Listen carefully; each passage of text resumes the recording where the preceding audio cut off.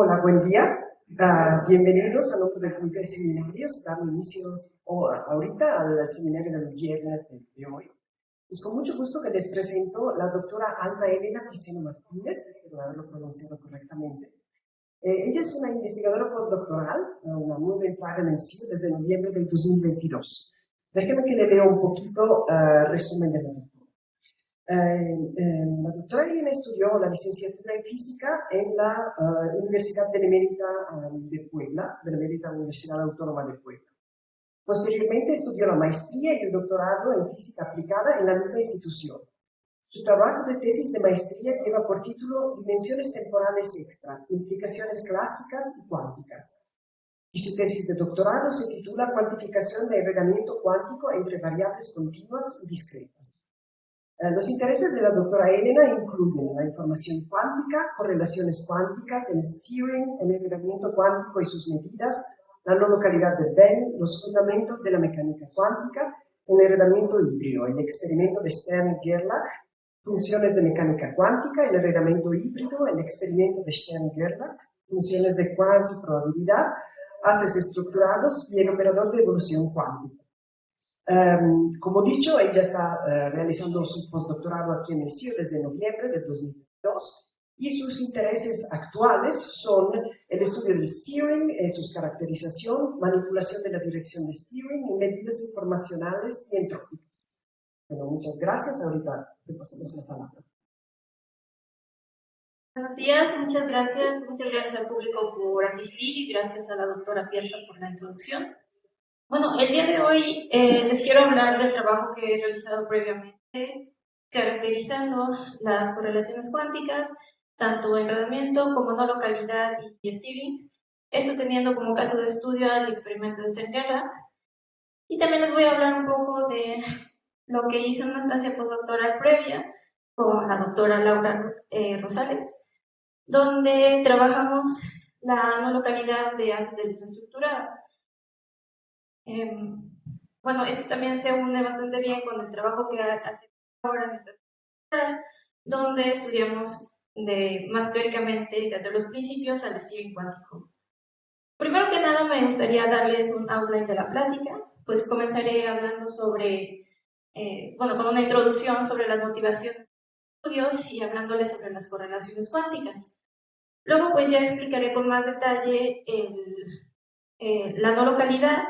Les hablaré de su definición debido a que pues, nos importa mucho para los resultados que presentaré hoy. Y bueno, ya entrando en los resultados, pues veremos primero el caso del experimento, donde estudiamos su no localidad de Bell y su enredamiento híbrido, esto a través de la propuesta de evolución cuántica que modelamos y pues proponiendo la aplicación de diversas medidas. En el caso de los experimentos de Stern-Gerlach consecutivos, nosotros estudiamos su no localidad y su steering, y en el trabajo que hice con la doctora Laura, estudiamos la no localidad de los haces de Ince-Gauss. Bueno, se suele decir que la mecánica cuántica es marcadamente diferente a la teoría clásica de la física, algo que no sucede con las otras ramas de la física. Esto se ha podido comprender o codificar a través de la propuesta de principios fundamentales o conceptos que representan las bases de la teoría. Entre estos encontramos a las correlaciones cuánticas. Cuando consideramos sistemas cuánticos, entre los fenómenos más interesantes que podemos estudiar son los que surgen de considerar la interacción entre dos partes de sistemas cuánticos compuestos por dos o más subsistemas. Entre estos aparecen las correlaciones cuánticas. Las correlaciones cuánticas las podemos observar en la relación estadística entre las mediciones que se realizan en cada uno de estos sistemas cuánticos. De esta manera surge pues una diferencia fundamental entre la mecánica cuántica y la física. Y tenemos que las correlaciones cuánticas no se pueden explicar mediante probabilidades clásicas. Así, podemos decir que lo que se observa en lo que vamos a observar en un subsistema cuántico no va a estar solamente descrito por sus propias variables o por su propio estado, sino también va a estar afectado por la medición que vamos a hacer sobre el otro subsistema. Y este es el principio básico de las correlaciones cuánticas. También actualmente sabemos que las correlaciones cuánticas representan recursos importantes que de una manera similar a la energía nos permiten la realización de tareas no clásicas. Debido a que estos tres tipos de correlaciones cuánticas, el enredamiento, el steering y la no localidad, surgen de este mismo principio que les presenté en la diapositiva anterior y comparten una similar, pues en el principio se les igualó, se dijo que eran todas la misma propiedad. En un inicio se dijo que todas las correlaciones cuánticas eran enredamiento cuántico. En la propia definición de enredamiento, de nuestra incapacidad de describir a un sistema cuántico completo mediante describir por separado un subsistema cuántico y el otro, sino que teníamos que describir al sistema cuántico como un todo. Luego se dijo que estas correlaciones cuánticas eran todas no locales. Cuando se propuso el teorema de Bethe, un momento muy crucial en la teoría de las correlaciones cuánticas. Bueno, ahora sabemos que existen estos tres tipos de correlaciones cuánticas y que pueden aparecer de una manera independiente, más o menos independiente en los sistemas cuánticos. Bueno, debido a que las correlaciones cuánticas son tan importantes fundamentalmente en la mecánica cuántica, es de esperar que tengan una variedad de aplicaciones importantes, principalmente en el campo de la información cuántica, donde tienen aplicaciones en diversas áreas, como puede ser la computación cuántica, la codificación, los esquemas criptográficos, la preparación de estados, entre algunos más. Entonces, les quiero hablar un poco acerca, muy brevemente, acerca de la historia de estas correlaciones cuánticas. En el enredamiento podemos identificar que es de la que se definió, debido a que, bueno, esto fue, el enredamiento cuántico fue presentado por Schrödinger en 1935 en una serie de artículos que publicó donde discutía lo que habían presentado Einstein, Podolsky y Rosen en su famoso artículo. En este artículo, Einstein deseaba establecer formalmente lo que a él le preocupaba, que él veía como problemas en la mecánica cuántica, que para él estaban muy relacionados con las correlaciones. Entonces, así Schrödinger nos dice que lo que sucede en este tipo de situaciones es que no podemos hablar de una descripción del sistema cuántico por sus partes, sino que tenemos que describir al sistema cuántico como un todo. Entonces, según Schrödinger, el enredamiento va a ser la característica fundamental que nos diferencia de la clásica.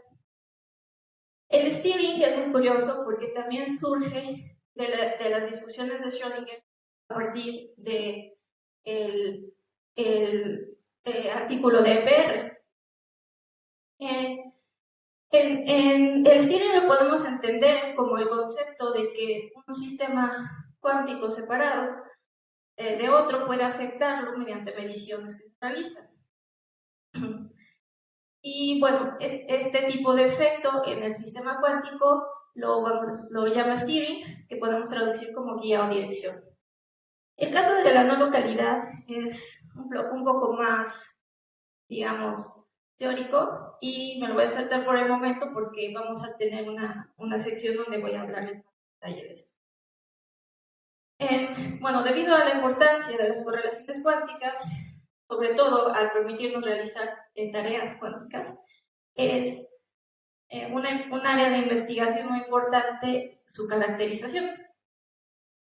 De esta manera, pues, se busca definir cantidades que nos permitan detectar la presencia de correlaciones cuánticas en un sistema y medir qué tanto hay de estas correlaciones en el sistema cuántico. Como ya les mencioné, pues el teorema de Bell fue un momento muy crucial en las correlaciones cuánticas y nos representa una manera de probar la existencia de correlaciones, pero al desarrollarse las diversas aplicaciones necesitamos criterios y medidas más allá de la prueba que representa el teorema de Bell. En el caso de sistemas del enredamiento de sistemas discretos bipartitas, tenemos que se han podido desarrollar que nos caracterizan este tipo de enredamiento. Sin embargo, el asunto se complica cuando, en primer lugar, consideramos el caso más general de estados mixtos. Sin embargo, también en este caso, pues se ha podido ampliar y proponer nuevas medidas de enredamiento para ser aplicables a este tipo de estados enredados. Pero su cálculo es complicado más allá de las dimensiones más bajas. También tenemos que existen complicaciones cuando ya no consideramos un sistema compuesto por dos partes, sino que consideramos más partes de nuestro sistema compuesto. Y cuando están involucradas ya variables continuas en lugar de variables discretas. En el caso de variables continuas, pues se ha podido definir medidas de enredamiento adecuadas, pero es difícil definirlas y aplicarlas en el caso de estados generales no gaussianos. Aún así, pues también existe, es muy interesante que existe la posibilidad de ampliar la aplicación de medidas discretas para el caso continuo, que nuevamente también es complicado cuando consideramos estados generales no gaussianos. En el caso de la no localidad de B, pues el teorema de B es muy importante, debido a que con él podemos tener diversas desigualdades que representan criterios para determinar la presencia de no localidad en un sistema. Sin embargo, aquí, para casos generales o para casos particulares, requerimos de la aplicación de desigualdades específicas que se puedan aplicar, que nos permitan estudiar la no localidad en un caso particular. En el steering EPR pues sucede algo similar y existen diversas desigualdades que representan criterios para detectar la presencia de steering, pero nuevamente depende, el criterio que deseamos aplicar depende del sistema con el que estemos tratando. El área de investigación que se ocupa del steering y de su caracterización es un área naciente, aunque pues ya tenemos varios años, varios resultados. En el caso del experimento de Stern-Gerlach y de los modos de luz estructurada de Ince-Gauss, vamos a tener que estar involucradas variables continuas. Y en el caso, además de los experimentos de Stern-Gerlach consecutivos, tenemos que vamos a tener enredamiento, correlaciones entre tres subsistemas. Bueno, y para estos casos vamos a ver en esta presentación la aplicación de diversas medidas y criterios. Bueno, entonces pasaré a hablarles sobre la no localidad. Como ya mencioné, el artículo de Einstein, Podolsky y Rosen representa un momento crucial en la teoría de las cuánticas. Aquí se establecen pues, las discusiones filosóficas que guían al debate en la naturaleza de la propia mecánica cuántica. Estas discusiones fueron guiadas por Einstein en esos años y pues para él, como ya les mencioné, los problemas que él veía se centran en las cuánticas. Esto fue apenas cuando se estaban desarrollando los principios fundamentales y la formulación matemática de la mecánica cuántica. En la situación que presentan Einstein, Podolsky y Rosen existe la preocupación de una posible acción a distancia de un sistema sobre otro, que seguramente han oído mencionar que era algo que le preocupaba mucho a Einstein. Este artículo de PR además comienza dando una serie de importantes que nos llevan a definir o establecer los principios filosóficos fundamentales de la teoría clásica, que son el determinismo y el realismo clásicos. Ellos deseaban explicar diversos fenómenos de la teoría cuántica para poderlos sacar de la teoría, debido a que consideraban que estos fenómenos y estos conceptos eran antinaturales. En el caso de las correlaciones cuánticas, ellos proponen la inclusión de variables ocultas, que son variables que se van a considerar también en nuestra descripción cuántica de los sistemas, que van a determinar el resultado de cualquier medición que podamos realizar, pero que no vamos a poder conocer. No vamos a poder conocer las propias variables. En las teorías que incluyen este tipo de variables, pues se llaman teorías de variables ocultas. En 1964, Bell demuestra que la propiedad que no cumplen las correlaciones cuánticas del tipo que proponen este Podolsky-Rosen es la localidad. De esta manera, mientras que la teoría clásica va a producir correlaciones que son siempre locales, las correlaciones cuánticas no necesariamente van a ser locales. Bueno, entonces el teorema de Bell nos va a dar una manera de probar las teorías de variables ocultas, de manera que a través de una desigualdad, todas las teorías que contengan variables ocultas y que por lo tanto predigan correlaciones locales van a cumplir esta desigualdad. Entonces, si una teoría cuántica predice correlaciones que no satisfacen esta desigualdad, vamos a decir que tenemos no localidad en nuestro sistema. Con el paso de los años se pudo probar que efectivamente existe este tipo de correlaciones cuánticas en los sistemas cuánticos. De manera que podemos decir que en estos casos la teoría cuántica es correcta y presenta no localidad. Entonces podemos definir la no localidad como sigue. Una teoría cuántica que presenta correlaciones que no se pueden reproducir mediante una teoría de variables ocultas local va a ser no local. Ahora con esto quisiera pasar ya a presentarles los resultados de los trabajos de investigación que hemos realizado y me voy a detener por un momento en el experimento de Stern-Gerlach, que es otra parte de los fundamentos de la teoría cuántica y que vamos a ver está muy relacionado con las correlaciones cuánticas. El experimento de Stern-Gerlach es uno de los experimentos fundamentales de la mecánica cuántica y es uno de los primeros experimentos en donde podemos observar la existencia de spin.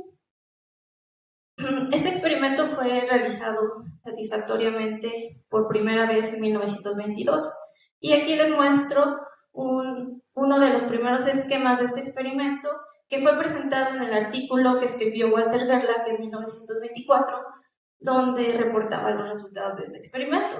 Y bueno, estos son Otto Stern y Walter Gerlach, más o menos en esos años que se lleva a cabo el SG. Ahora, ¿qué es lo que sucede en el SG? Vamos a tener que unas de partículas de espino medio, tradicionalmente átomos de plata, va a ser producido de una manera térmica por un horno y en su trayectoria va a atravesar una región con una fuerte inhomogeneidad en la dirección perpendicular a la trayectoria del propio haz. Finalmente, vamos a observar dónde impactan cada uno de las partículas que componen al haz en una pantalla. Lo que se va a observar en esta pantalla es este resultado. Aquí, bueno, este resultado son fotos originales que tomaron Stern y Gerlach. Y aquí la homogeneidad del campo está en la dirección horizontal. Entonces lo que sucede aquí es que si nos fijamos en el eje donde está, en el eje Z donde está la homogeneidad del campo, todas las partículas del haz van a impactar solamente en este punto, cuando no tenemos campo magnético. Cuando tenemos campo magnético, en lugar de impactar en el punto en medio, las partículas van a impactar o en este punto o en este punto, de manera que nuestro haz se va a ver como si se abriera. Este es un diagrama muy común del experimento de Stern-Gerlach, en el que podemos ver el haz atravesando la región con el campo magnético. Este sería el imán del SG, y el resultado que se observa en la pantalla. Si nos fijamos únicamente en este eje que está en la dirección de la inhomogeneidad del campo, podemos extrapolar esta distribución de probabilidad para la posición de las partículas en la pantalla. Lo que va a suceder, voy a poner este estado aquí, Lo que va a suceder es que antes de atravesar el campo magnético en esta región, las partículas de la haz van a tener o van a estar más bien en una superposición de los dos posibles estados de spin medio, que son positivo o negativo.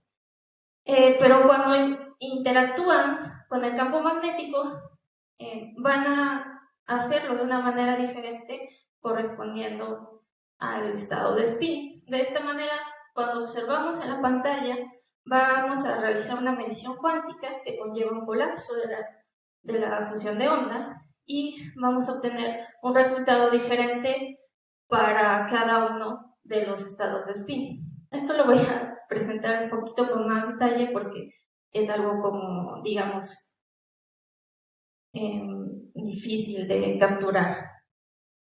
Entonces, como ya les mencionaba, para estudiar las propiedades cuánticas del experimento de Stern-Gerlach, y en particular su enredamiento cuántico, lo primero que vamos a necesitar va a ser una descripción cuántica de lo que sucede en el SGE. Y esto, pues, digamos que fue algo que tardó mucho por llegar. Y nosotros presentamos este resultado en este artículo de 2017. Entonces, lo primero que hacemos es encontrar pues, la evolución cuántica de una partícula que atraviesa el SG. Esto lo vamos a hacer de una manera, digamos, tradicional, a través de una evolución de Schrödinger, una evolución cuántica normal a través de la ecuación de Schrödinger. Y que está dada la evolución por el operador de evolución de esta forma, que depende del hamiltoniano del sistema. El estado inicial que vamos a evolucionar con el operador de evolución va a estar dado de esta forma, donde tenemos que el estado de la posición está como producto con el estado del subsistema de spin. El estado de la posición que consideramos es un paquete de ondas gaussiano, y el estado del subsistema de spin va a ser una superposición de los dos estados de spin posibles. Entonces, al aplicar el operador de evolución que nosotros encontramos la manera de aplicar este operador de evolución, nos vamos a obtener el estado que se ve aquí, donde vemos que ya no se puede factorizar la descripción del estado de la posición de los estados de spin, ya que tenemos que poner en estos términos de la posición en Z acompañando cada uno de los estados de spin. Estas funciones psi más y psi menos pues son estas de acá abajo y son diferentes para cada uno de los estados más y menos. El estado de la posición en XY está dada por esta función psi de XY que pongo aquí abajo, pero la forma no es muy importante ahora. De la forma, sin embargo, de este estado, vemos que ya no hay separabilidad en la descripción de los subsistemas de posición y de spin, de manera que vamos a esperar correlaciones muy importantes entre estos dos subsistemas y también enredamiento cuántico. Bueno, aquí les muestro.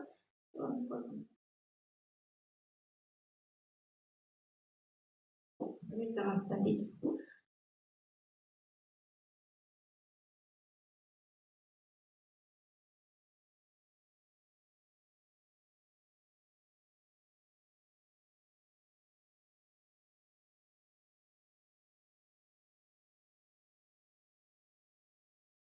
Ok, aquí les muestro una animación de la distribución de probabilidad que se va a encontrar en la pantalla del SG en el plano XZ. Esta animación está formada por diversos cuadros que se obtienen al graficar la distribución de probabilidad con distintos tiempos de interacción, que son el tiempo que pasa la partícula dentro del aparato del SG con el campo magnético. Entonces vemos que al aumentar el tiempo de interacción, pasa esta distribución de probabilidad de ser un solo punto, que corresponde a la distribución de probabilidad de la sola, a separarse en dos puntos distintos, que son los dos puntos de acumulación de las que vemos en el resultado del SG. En este siguiente animación también está dada en términos del tiempo de interacción, pero ahora va a ser solamente de la distribución de probabilidad, igual en la pantalla, pero fijándonos solo en el eje Z, que es la dirección del campo, de la homogeneidad del campo magnético. Y con esto podemos ver cómo obtenemos el resultado clásico del SG, donde ya no tenemos el pico gaussiano inicial, sino que se va a separar en dos montañitas. Y bueno, estas animaciones las obtuvimos pues graficando nuestra distribución de probabilidad que surge del estado que obtuvimos con nuestra evolución cuántica. Bueno, ya con esto voy a empezar a hablarles sobre la no localidad de Bell del SG, y estos resultados que voy a presentar los publicamos en 2018. Para estudiar la no localidad del SG, nosotros vamos a usar el teorema de Bell con la desigualdad de Bell-CH-SH. Sin embargo, como ya les expliqué, el teorema de Bell es una condición sobre las correlaciones cuánticas de un sistema cuántico. De esta manera, lo primero que tenemos que hacer es encontrar una cantidad que nos permita cuantificar las propias correlaciones entre los dos subsistemas. Estas correlaciones pues están dadas entre los resultados de mediciones de nuestro subsistema de spin y nuestro subsistema de la posición. De manera que vamos a modelar nuestra medición por, siendo la medición de la posición el operador de Wigner y la medición del spin el operador de Pauli. Lo que sucede en este caso es que tanto el teorema de Bell como la desigualdad de Bell-CH-SH, que de hecho es de las primeras desigualdades que se desarrolló para... Estas dos fueron desarrollados para usarse en el caso de mediciones de sistemas bipartitas con solamente dos posibles resultados. De esta manera, pues requerimos discretizar el continuo de los posibles resultados de la posición. Cuando medimos posición así de entrada, tenemos que los posibles resultados que podemos obtener están todos en un continuo, pero nosotros necesitamos poder decir si nuestra partícula impactó en uno de estos puntos de acumulación o en el otro, para así tener una medición modelada dicotómicamente y poder aplicar estos conceptos del teorema de Bell y la desigualdad de Bell-CH-SH. Entonces, por eso es que nosotros proponemos una función de correlación que está basada en la función de correlación de Bokeh-Higgs y que involucra al operador de Wigner. Entonces, este es el resultado de nuestra función de correlación. Podemos ver que esta función de correlación va a decaer en Z, este Z y este Z. Va a decaer en Z, pero también va a mostrar este desdoblamiento en Z. Y bueno, estas oscilaciones en θ son esperadas porque estamos considerando al operador de Pauli para la... Entonces, como ya les comenté, vamos a formar la no localidad del G a través del teorema de Bell y de la desigualdad de Bell-CH-SH. La desigualdad de Bell-CH-SH nos impone este límite sobre esta función de la función de correlación para las correlaciones locales. De manera que si calculamos esta función para una teoría que tenga correlaciones locales, siempre va a cumplir este límite. En el caso de nuestra función de correlación, encontramos que este límite se viola, lo que nos dice entonces que existe no localidad en nuestro sistema del SG. Aquí, bueno, esto lo podemos ver graficando esta de correlación. Esta es la gráfica de la propia, esta es la gráfica de la propia función de Bell, la B que aparece en la diapositiva anterior. Y este es un acercamiento a las regiones de violación, donde únicamente nos estamos fijando en valores mayores que 2. Aquí podemos ver que pues efectivamente vamos a tener estos picos donde la función de Bell toma valores mayores que 2 y por lo tanto hay no localidad en nuestro sistema. Estos picos van a corresponder a estos puntos altos en la gráfica anterior. Bueno, entonces ya me voy a pasar rápidamente al entrenamiento cuántico del SG. Como seguramente ya pudieron ver, las correlaciones cuánticas del SG son entre posición y spin. La posición es una variable cuántica continua, mientras que el spin es una variable cuántica discreta.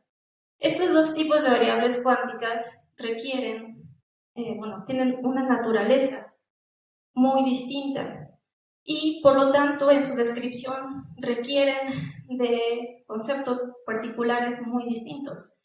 Y es difícil tratar tanto la descripción cuántica como pues ya caracterizar las correlaciones, por lo tanto el cuántico, de sistemas que presenten este tipo de correlación híbrida.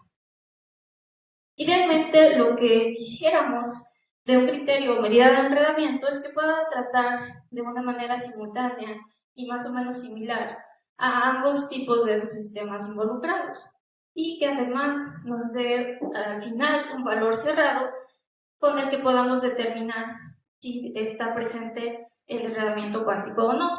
Pero debido a la naturaleza de los sistemas híbridos, esto es bastante complejo.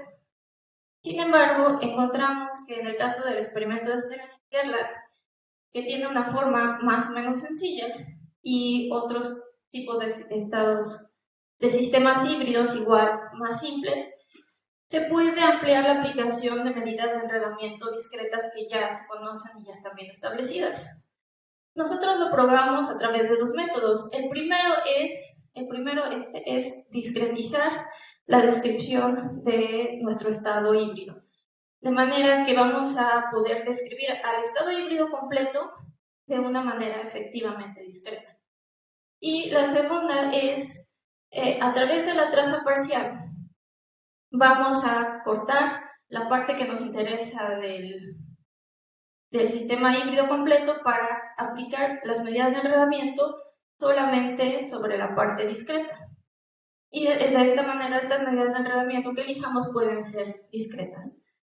Entonces, sin más preámbulo, voy a pasar a la explicación del primer método. De la definición de enredamiento híbrido como aquel entre subsistema discreto y subsistemas continuos, podemos aventurar una definición del estado bipartita híbrido. Este estado, la matriz de densidad que define este estado va a ser una mezcla de n distintos estados psi-n del sistema completo. Estos estados psi-n van a estar dados por una superposición de estados producto, del subsistema discreto, que son MA, y estados del subsistema continuo, que son psi-NM. Entonces aquí nos vamos a fijar, el caso que nos interesa es cuando esta n es finita. Esto quiere decir que para describir el estado híbrido completo, vamos a requerir únicamente de n estados de esta forma, con n finita. Como esta superposición es finita, vamos a tener que en este caso van a estar involucrados en la descripción del estado híbrido completo únicamente un número finito de modos del espacio continuo, que son los psi-nm. De esta manera, en lugar de fijarnos en todo el espacio continuo para describir a nuestro estado híbrido, nos vamos a fijar solamente en el subespacio que van a generar los modos continuos que requerimos para la descripción de nuestro estado. Entonces nos vamos a restringir a la superficie determinada por estos modos continuos. Esto nos va a dar una descripción discreta efectiva de nuestro estado híbrido en su totalidad. Y sobre esta descripción pues vamos a poder aplicar medidas discretas. Entonces, para encontrar esta descripción discreta para nuestro estado del SG, requerimos encontrar a este subespacio del espacio continuo. Y esto lo vamos a hacer a través de encontrar los generadores de este espacio continuo. Este espacio continuo, pues como ya les dije, va a estar determinado por los modos psi más y psi menos, que son nuestros modos continuos que aparecen en el estado del SG que les presenté anteriormente. Y va a estar dado el subespacio por la base ortogonal E más y E menos. De esta manera, nuestro estado del SG se va a poder escribir de esta forma a través de los coeficientes A y A menos. Este estado es simplemente una descripción efectiva de nuestro estado del SG, por lo tanto son completamente equivalentes y poseen propiedades cuánticas completamente equivalentes. Así, este estado nos va a permitir estudiar el enredamiento del SG de una manera discreta. Entonces vamos a poder aplicar sobre esta descripción medidas de enredamiento discretas que ya se conocen. Nosotros nos vamos a fijar en dos. La primera es la concurrencia y la segunda va a ser la entropía de enredamiento. La entropía de enredamiento es una de las medidas de enredamiento establecidas y la concurrencia está muy relacionada con medida. Ambas medidas poseen expresiones cerradas en el caso de sistemas discretos bipartitas. Además, es interesante el caso de la concurrencia en aplicaciones debido a que está relacionada con la fidelidad de la teleportación cuántica, así como con la posibilidad de destilar enredamiento.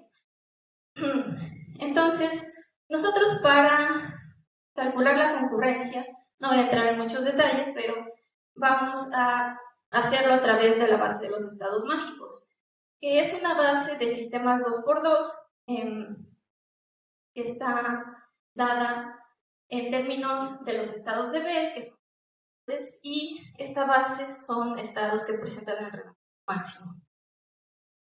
En esta base, pues el estado anterior, de la diapositiva anterior, el estado discretizado del SG, lo escribimos así, y su concurrencia está dada por sus coeficientes de esta manera. Entonces, encontramos finalmente este resultado de la concurrencia en términos del coeficiente A.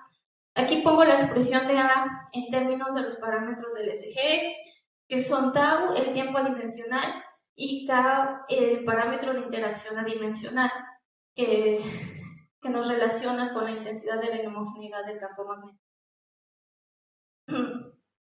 Aquí grafico la concurrencia en función del tiempo de interacción adimensional. Y vemos cómo cuando incrementa el tiempo, la concurrencia igualmente va a incrementar. Y lo va a hacer con este comportamiento particular, ¿no? Esta forma de las gráficas. Además, podemos notar cómo el incremento de la concurrencia es cada vez más rápido cuando va incrementando el valor del parámetro de interacción K.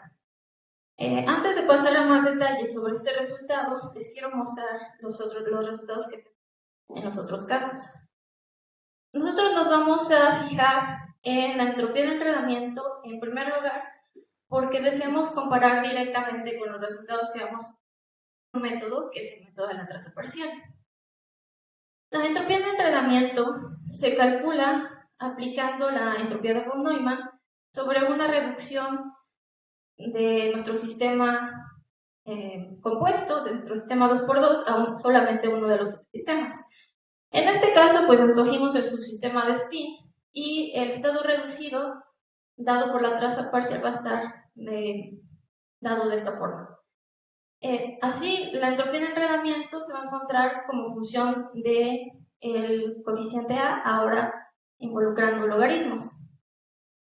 Antes de explicarles, de presentarles más este resultado, quiero ver el método de la traza parcial.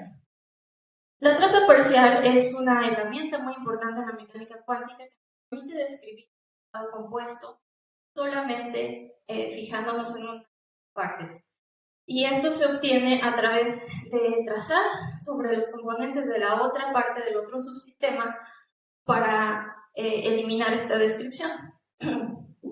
Entonces, en el caso de sistemas híbridos, podemos pensar que la traza parcial nos puede ayudar a deshacernos de las componentes continuas para quedarnos únicamente con el subsistema discreto. Nosotros, en el caso del SG, pues vamos a trazar sobre la posición para quedarnos solamente con nuestro sistema de spin y esperamos que la descripción que da la traza parcial de este subsistema mantenga información sobre la interacción del subsistema de spin con el otro subsistema de la posición para que nos permita cuantificar su enredamiento.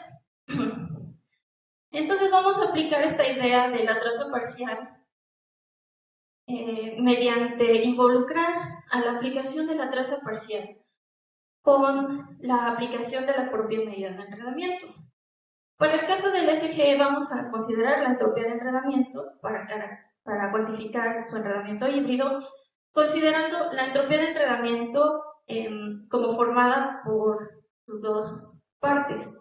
El primero sería la aplicación de la traza parcial y la segunda parte es la aplicación de la entropía de von Neumann. Entonces, con esto tenemos lo siguiente para la entropía de enredamiento calculada con este método. La entropía de enredamiento va a ser la entropía de von Neumann sobre la matriz de densidad reducida para el subsistema de spin, que es el que con el que nos vamos a querer quedar en este caso. Entonces, esta matriz de densidad reducida la vamos a poder obtener por componentes, como se ve aquí, donde vemos que estamos trazando sobre el subsistema continuo, sobre los modos continuos. De esta manera vamos a obtener esta expresión que finalmente nos lleva a este resultado. Y así la entropía de enredamiento va a tener esta forma. Aquí, pues es muy remarcable que esta expresión es exactamente igual que la que obtuvimos para la entropía de enredamiento con el método de discretización. Es decir, que con ambos métodos estamos obteniendo exactamente el mismo resultado. Aquí pongo una gráfica de la entropía de enredamiento, nuevamente con el tiempo de interacción adimensional, y vemos igualmente cómo se tiene este incremento y que tiene más o menos la misma forma de la concurrencia. Entonces, con esto podemos derivar varias conclusiones importantes. La primera es que la aplicación de estos métodos resulta ser completamente equivalente, lo que nos podría señalar hacia la viabilidad de estudiar el enredamiento híbrido a través de medidas discretas, con cualquiera de estos dos métodos. Luego, tenemos que la concurrencia y la entropía de enredamiento están reflejando adecuadamente cómo se genera, cómo se crea el enredamiento en el SG a través de la interacción de la partícula con el campo magnético. También los resultados de la concurrencia y el enredamiento son cualitativamente muy parecidos y la diferencia que se puede observar entre estas dos medidas está completamente explicada por la relación matemática entre las dos medidas. También, otra cosa, cuando tenemos cierto valor del parámetro de interacción K, para tiempos de interacción suficientemente grandes vamos a ver que se tiende hacia el máximo de enredamiento. El enredamiento máximo en el caso del experimento de Stern-Gerlach va a corresponder a una perfecta separación de los puntos de acumulación en pantalla. De la manera en que se comportan las medidas de enredamiento, vamos a poder distinguir tres regiones de la creación de enredamiento en el SG. La primera es cuando tenemos que la partícula pasa poco tiempo interactuando con el SG. Mientras aumenta este tiempo, se va a aumentar la cantidad de enredamiento que fue creada y este incremento va a ser de una manera acelerada. Después de cierto tiempo, ambas medidas de enredamiento presentan un comportamiento y decimos que ya se pudo establecer la creación de enredamiento en el SG. Con tiempos grandes llegamos a un resultado bastante conocido, que es que una vez que tenemos un enredamiento significativo es cada vez más difícil crear más enredamiento, de manera que se tiende hacia una saturación en el punto de enredamiento máximo. Y bueno, estos son, pues como les menciono, resultados bastante interesantes que podemos concluir de la cuantificación del enredamiento del SG. Ahora les quiero hablar rápido de los experimentos de Stern-Gerlach consecutivos. Los experimentos de Stern-Gerlach consecutivos son un arreglo de varios aparatos del SGE puestos uno en la salida del anterior. En los primeros diagramas de los experimentos de Stern-Gerlach, que son por ejemplo este de Einstein y este de Rabi, se propusieron muy pronto cuando ya se conoció el resultado del SGE, y en particular estos dos fueron propuestos por Einstein y Rabi para ver cómo es que los spines tenían, digamos, los estados de spin estaban en la dirección del campo, de la inhomogeneidad del campo magnético. Este es un diagrama un poco más usual de los experimentos de Stern-Gerlach consecutivos, donde tenemos que se bloquea una de las salidas de nuestro experimento, de manera que ya sabemos en cuál estado va a estar la otra. Este diagrama es lo que se encuentra normalmente en libros de texto, donde tenemos distintos arreglos de los experimentos de Stern-Gerlach consecutivos y son usados para investigar las propiedades cuánticas del operador de spin. El arreglo que vamos a considerar nosotros es de tres aparatos de SG, cada uno con una dirección de campo en diferente dirección. El primero está en Z, el segundo en X y el tercero en Z. Después de la salida del primer experimento vamos a bloquear nuevamente una de sus ramas para preparar nuestro estado, seleccionar el estado que está en la componente de spin positivo. Este estado lo vamos a pasar entonces por el arreglo de dos SGs y vamos nuevamente a medir en la pantalla localizada al final del tercer experimento. Aquí les muestro esta parte del diagrama anterior de los últimos dos SGs. Como les dije, el estado inicial que va a entrar aquí a este SG va a estar preparado en la componente de spin positivo.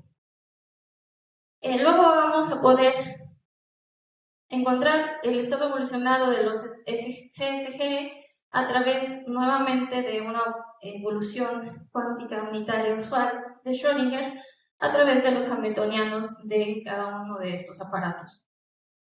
Aplicando sucesivamente los operadores de evolución que se obtienen, vamos a encontrar un estado enredado de este tipo, donde nuevamente tenemos un estado de la posición que acompaña a cada uno de los estados de spin.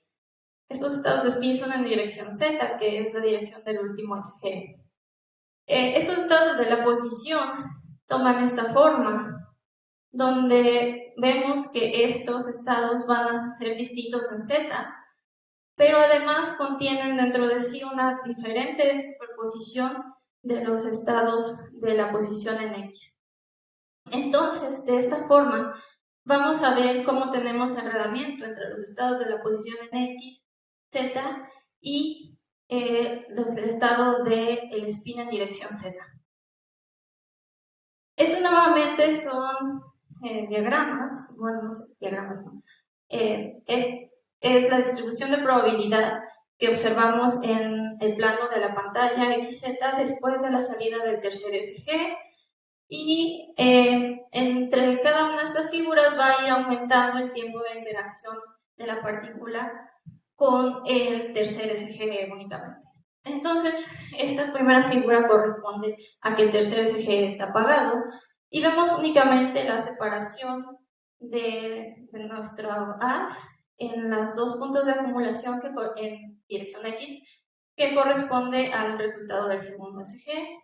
Conforme aumenta este tiempo de interacción con el tercer aparato, pues estos dos puntos se van separando cada uno en la dirección Z. Como les comenté al principio, para los CSG vamos a estudiar su no localidad. Y nuevamente esto lo vamos a hacer con el teorema de Bell, para lo que necesitamos tener una función de correlación generalizada. Esta función de correlación va a estar dada de la misma forma que anterior, pero con una función de Wigner general en dirección de Z. Nosotros estudiamos la no localidad de los ESG con 3 desigualdades de Bell. La primera es la desigualdad de Bell-CH-SH que usamos anteriormente, donde vamos a estudiar la no localidad de los ESG por pares. La segunda desigualdad es la de Bell-Klitschko-Mermin, que está diseñada para sistemas multipartitas, pero que nos va a decir únicamente si nuestra no localidad es por pares. Y la desigualdad de Svezhninsky está diseñada para 3 subsistemas y nos va a decir si tenemos no localidad genuina entre los 3 subsistemas. Entonces, para ver los resultados, esta es la función de correlación de los CSG y vemos cuáles son más complicados la dependencia en Z y las oscilaciones en teta. Esta diapositiva pues son los resultados de la desigualdad de CH-SH y aquí grafico la función de Bell para esta desigualdad y vemos como también tenemos estos puntos altos como para el SG y también existen estos valles que son muy profundos y que son de hecho aquí donde encontramos violación de la desigualdad de Bell-CH. De esta manera, pues podemos decir que existe no localidad de Bell entre el par Z y teta. Ahora, para la desigualdad de Bell-Klitschko-Mermin usamos la siguiente función de Bell y encontramos que se viola la desigualdad, lo que nos dice que efectivamente existe no localidad por pares en los ESG. En cuanto a la desigualdad de Svezhninsky, esta tiene la forma más complicada con su límite siendo 4 y la función de Bell pues presentando esta forma más grande. Y tenemos que no se encontró violación de esta desigualdad. Asimismo, se estudiaron 2 versiones más débiles y tampoco encontramos violación, lo que nos dice que no podemos certificar que la no localidad en los ESG sea. En cuanto al steering de los ESG, vamos a proponer un escenario donde se presenta este steering de una manera basada en los experimentos pensados de las cajas de Einstein, que es el experimento pensado en donde primero se presentó el steering cuántico. Como ya les mencionaba, el steering es la posibilidad de afectar el resultado de las mediciones de un sistema mediante el el otro subsistema. Para hacer esta realización del steering con los SG, necesitamos que existan los últimos 2 aparatos de Stern-Gerlach. Esta realización la vamos a poder hacer a partir del resultado final de los ESG y vamos a tener que existen 2 laboratorios, uno de Alice en Tokio y uno de Bob en París. Entonces, Alice, para ver el steering que aparece aquí, Alice va a realizar una medición del spin en Z, de spin negativo, en su laboratorio en Tokio. Es decir, la medición que realiza Alice nos va a decir si detectó una partícula con spin negativo. Si de ser positivo este resultado, tenemos que el estado de la partícula de ser este estado completo se colapsó a únicamente esta parte del estado. Y ya sabemos que pues, ese estado cuántico es composición psi m menos y spin menos en Tokio. Sin embargo, si el resultado de Alice es negativo, es decir, Alice no detectó una partícula con spin negativo, este estado, en lugar de colapsarse a esta parte, se va a colapsar a esta parte. Y vamos a saber que el estado del sistema va a ser de posición psi m más con spin m+, pero en el laboratorio de Bob en París.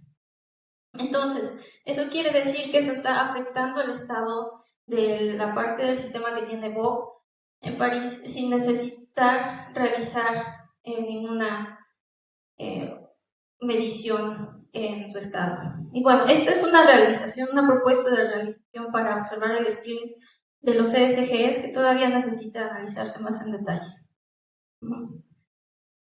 Bueno, Pues supongo que entonces, como ya dio el tiempo, me salto la parte de los haces de Incebaus. Y bueno, esto era rápido, pero bueno. Ya, pues con esto termina la presentación y por último, pues me gustaría presentarles al equipo de trabajo. En Puebla tenemos al doctor Luis Arevalo y a mis compañeros doctores Ernesto y Julio.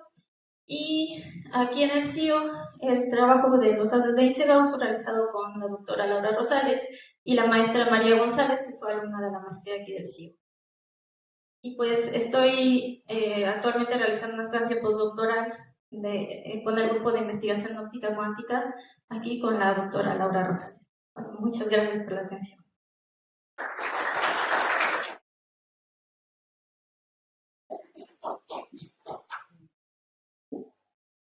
Muy bien, entonces aquí ahorita listos para sus preguntas. Si alguien de ustedes tiene alguna pregunta para la doctora, yo checando también las preguntas que vienen de la video transmisión de la plática.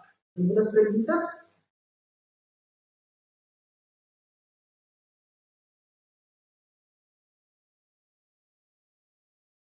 Bueno, gracias por la presentación. ¿De qué son las partículas que se utilizan en el experimento de Stern-Gerlach y cómo es que el campo magnético interactúa con ellas? O sea, ¿qué le hace a las partículas dependiendo de su valor de spin?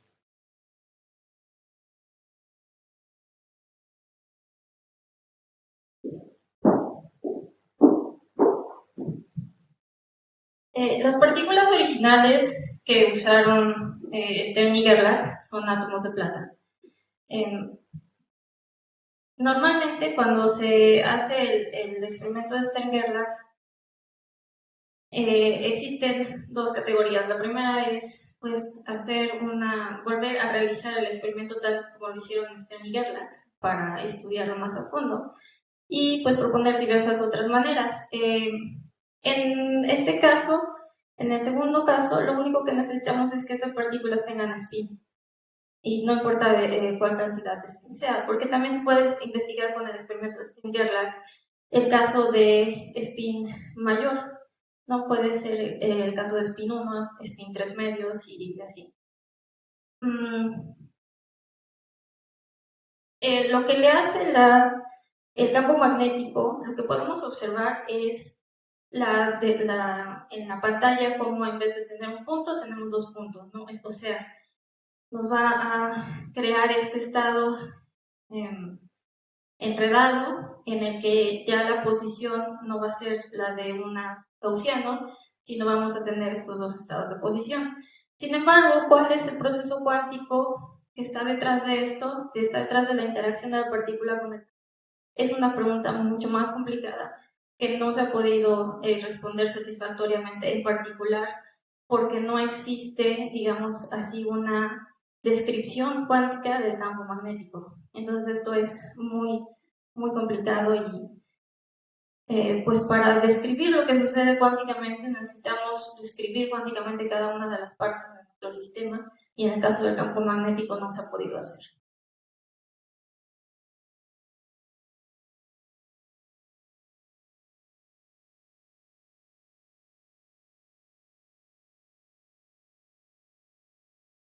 Bueno, muchas gracias. Entiendo que para medir las desigualdades de Bell de forma experimental, no siempre se logra que estén libres de, o sea, lo voy a decir en inglés porque no sé cuál es la traducción literal, de loopholes, que son, que validan realmente la desigualdad de Bell de forma teórica, pero en los experimentos casi nunca se alcanza eso. No sé si el experimento que hayan hecho esté libre de estos loopholes de la desigualdad de Bell.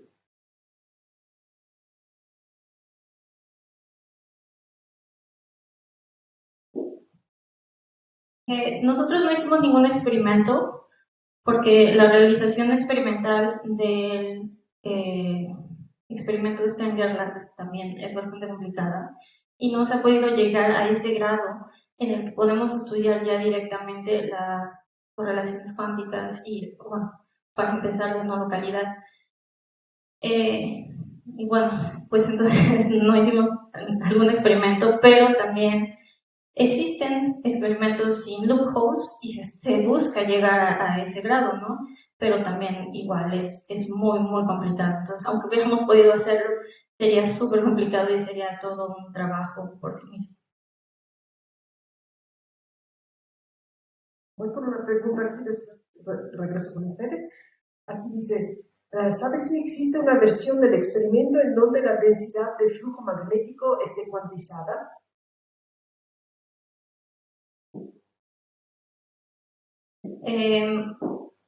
Existen experimentos en los que se usan corrientes para generar el campo magnético y ahí se puede meter un modelo de cuantización de los niveles del campo magnético. Pero digamos que, no sé cómo decirlo básicamente, la interacción de esos niveles pues no se puede diferenciar también como quisiéramos en el resultado del ECG como para observar los efectos pues de tener diversos niveles energéticos del campo magnético. Además de esto, lo que es importante en el experimento de Stern-Gerlach no es el valor del campo magnético en sí, sino la intensidad del gradiente que tenemos. Y este gradiente, para obtener el resultado del ECG, voy a poner este lado porque está la cámara. Este gradiente para tener el resultado del ECG es continuo. Entonces, existe aquí también la dificultad de realizar este experimento de una manera cuantizada.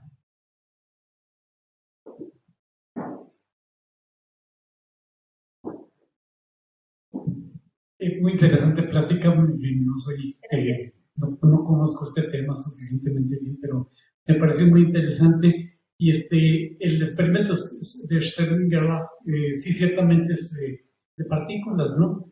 Y llevándolo a la óptica, no sería posible repetirlo ópticamente a través de un cristal refringente, sacar dos estados de polarización y manipularlos para hacer una simulación un poquito más fácil. El problema que encontramos aquí, o sea, se pueden hacer experimentos ópticos que emulen el resultado de Stern-Gerlach, o sea, sí eso es posible y es bastante fácil. El problema es que lo que nos interesa, o bueno, lo que interesa experimentalmente es en particular obtener, ver el spin, ¿no? O sea, observar el spin de un sistema cuántico es una pregunta abierta que es muy importante, donde hay muchas investigaciones y aquí tiene mucho valor el experimento de Stern-Gerlach. Y la otra es la interacción con el campo magnético. Entonces, para hacer experimentos ópticos tendríamos que ver cómo interactúan con el campo magnético y no sería lo mismo que directamente con una partícula con spin. No sé si eso contesta la pregunta. ¿Sí? Gracias.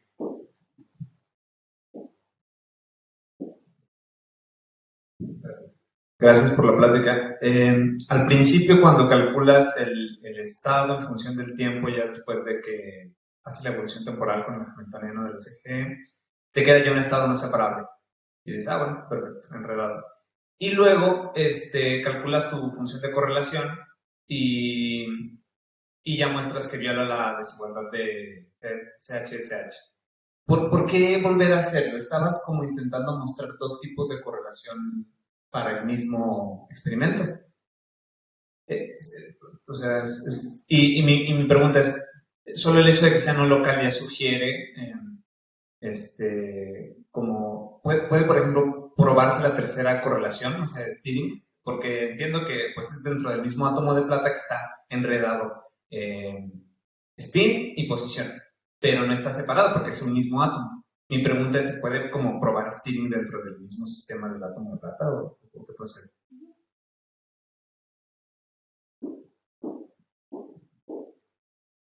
Bueno, la primera pregunta es,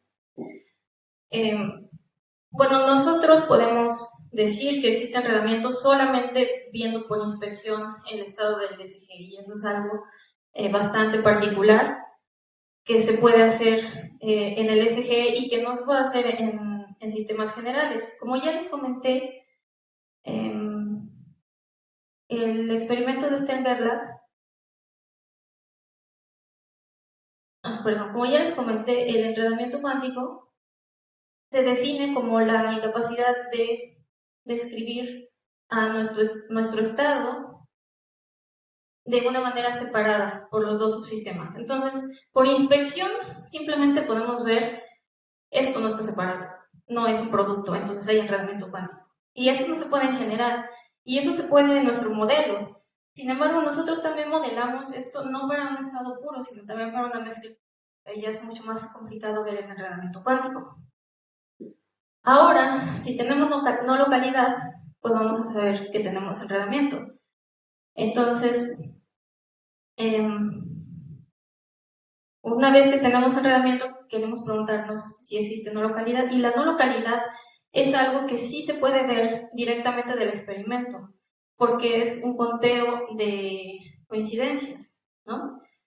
Entonces, pues es muy interesante y por eso quisimos estudiar también la no localidad. Bueno, de hecho queremos estudiar los tres posibles correlaciones. Ahora, pues existe no localidad en una sola partícula, existe enredamiento en una sola partícula. El problema del steering en una sola partícula es más complejo por su definición como estados separados, pero pues por eso propusimos la realización con los experimentos de Stern-Gerlach consecutivos, en donde ya necesitamos dos CSG, pero podemos ver cómo se puede crear un escenario completamente, muy similar a los escenarios de steering normales. Entonces, también tenemos trabajos discutiendo la posibilidad del steering en una sola partícula. Hay muchos resultados, pero igualmente es una discusión bastante complicada que no te puedo resumir aquí tan fácilmente, más que decirte que está y que con una sola partícula en el SG, considerando los CSGs, pues encontramos que se puede crear un tipo de situación así.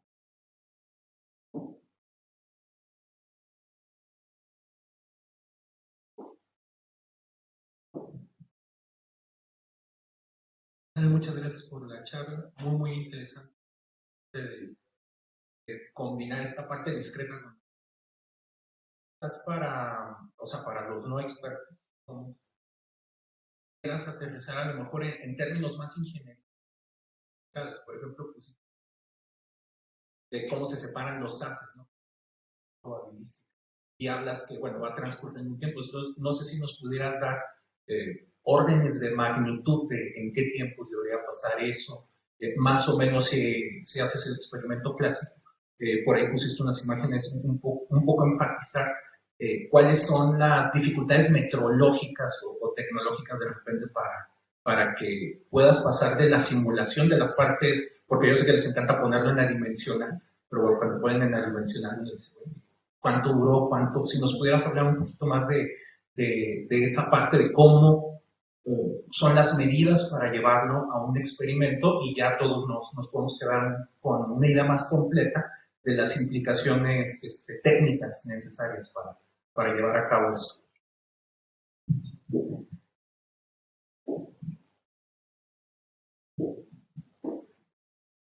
Pues aquí hay muchos detalles y aquí les puse la definición de las cantidades adimensionales para ya no más.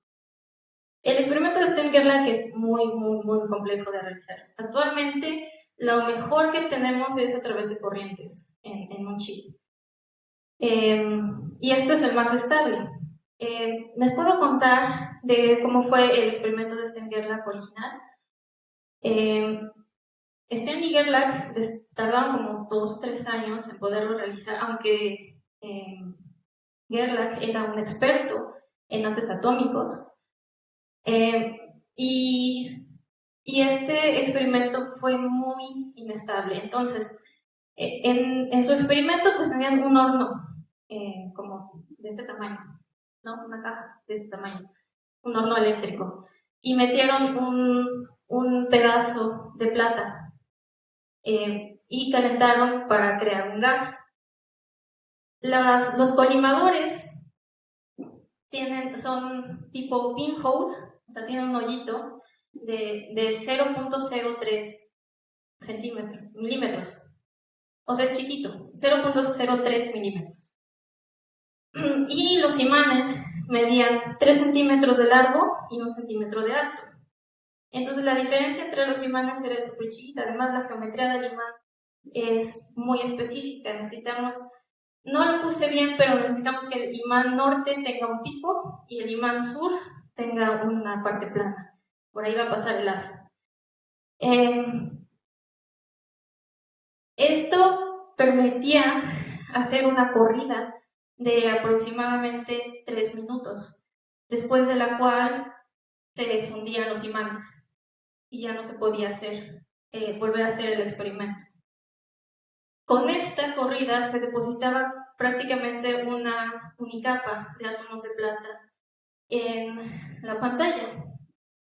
Y otra cosa es que los átomos de plata se comportan como electronzotes, muy pesados.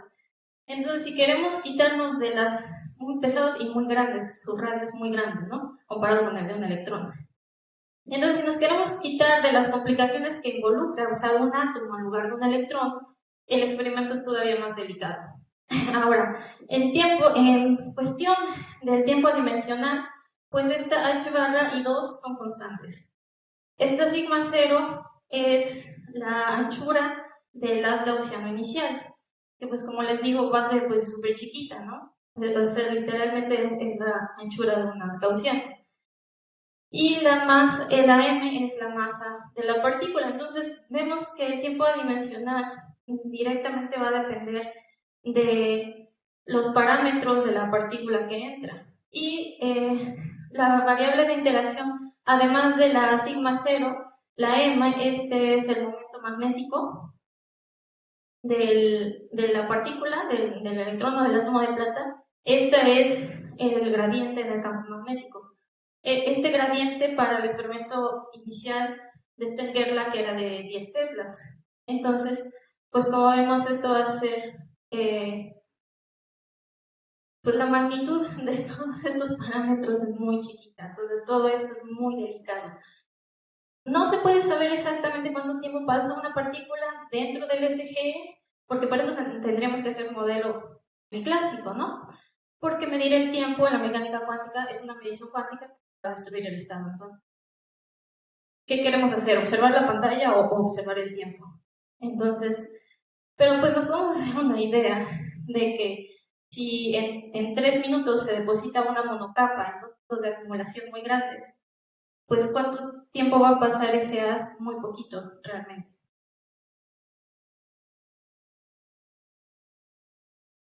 Muy bien. Bueno, muchas gracias. De hecho, le entregamos la constancia de su participación. Gracias. Pues muy interesante lo que hacen las preguntas.